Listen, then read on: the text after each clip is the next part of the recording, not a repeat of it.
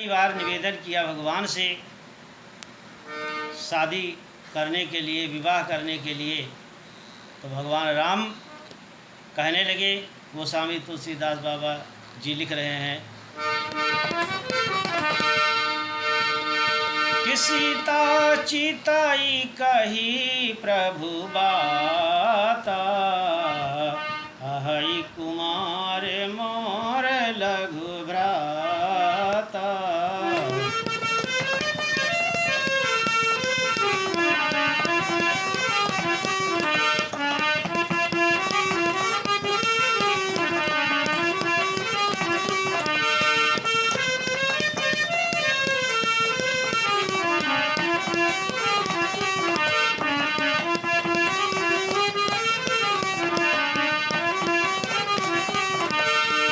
कहने लगे हमारा शादी तो हो चुका है, लेकिन हमारा भाई लक्ष्मण जो है वो अभी कुंवारा है और उसकी आपकी जोड़ी भी बढ़िया है कि यही यही संबंध विधाता, अहै कुमार मोर लघु भ्राता।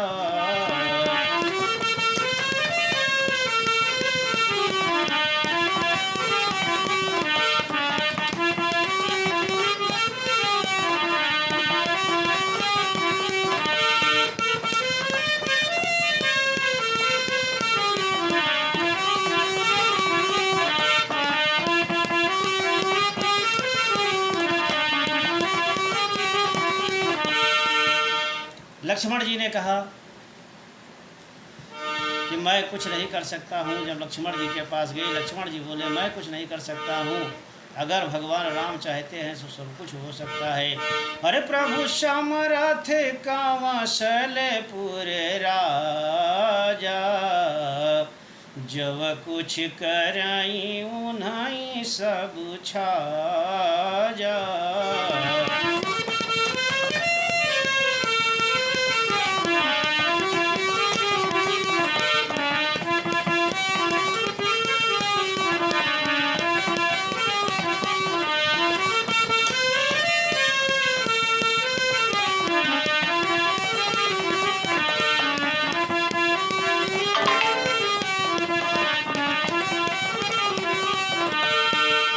जब कई बार इधर से उधर उसको आना जाना पड़ा तो अपना विकराल रूप धारण किया।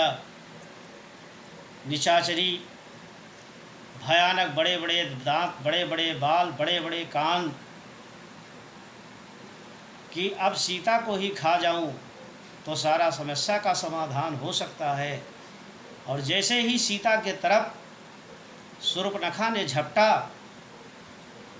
भगवान राम ने इशारा किया, लक्ष्मण ने नाक और कान दोनों का ऑपरेशन कर दिया।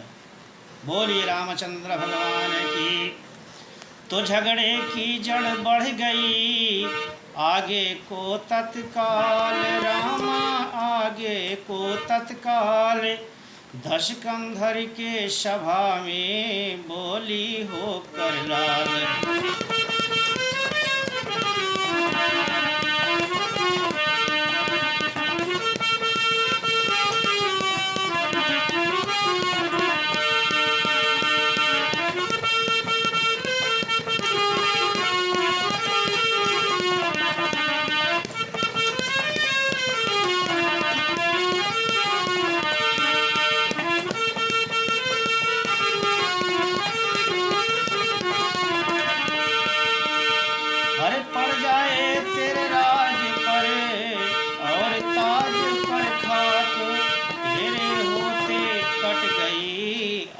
बहन की नाक।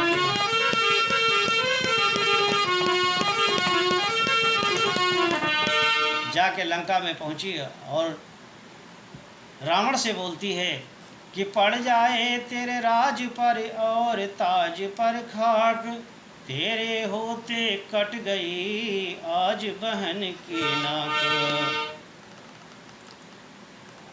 बोला रावण कि बहना, किसके इतना जिगर हुआ, दम हुआ, साहस हुआ कि जो हमारे बहन का नाक कान काट लिया है, उसका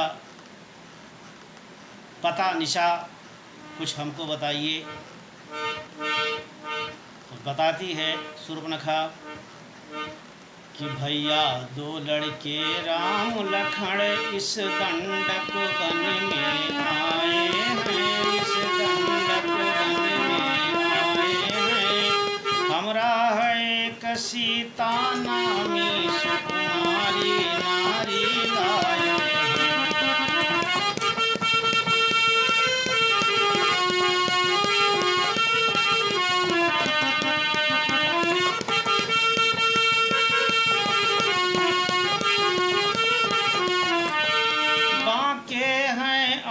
लड़ाके हैं जोगा शमशीर उन्हीं की हो, जोगा शमशीर उन्हीं की हो।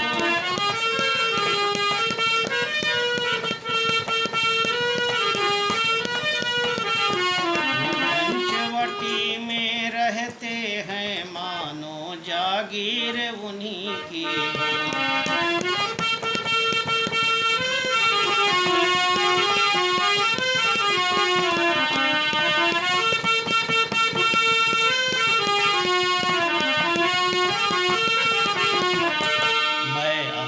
अचानक निकल पड़ी उस नारी से मिलना चाहा, उस नारी से मिलना चाहा।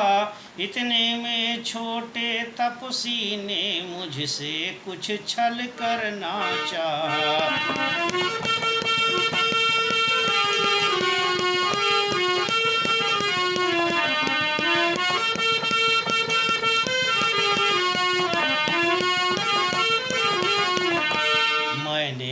तेरा नाम लिया तो मुझको दी गाली, तो उसने मुझको दी गाली। मेरी यह कान कतर डाली, मेरी यह नाक काट डाली।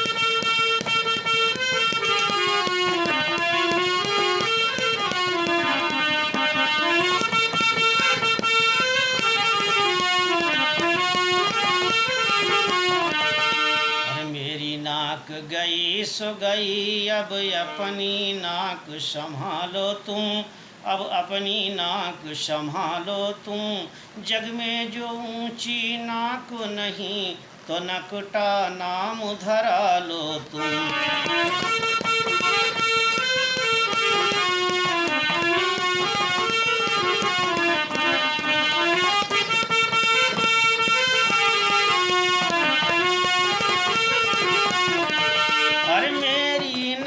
गई सो गई अब अपनी नाक संभालो तुम।